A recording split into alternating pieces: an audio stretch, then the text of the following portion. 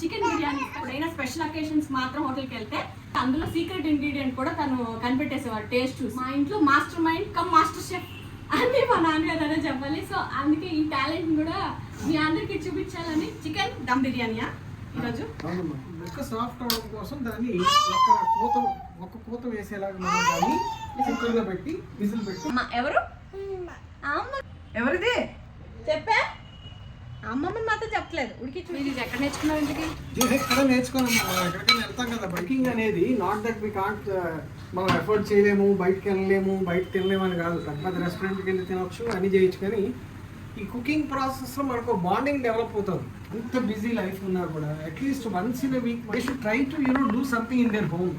అమ్మో వద్దు వద్దు బాబు అంత బరువు చేతి వంట నాన్న వడ్డన అంటే లంచ్ కుమ్మేయడమే అంటే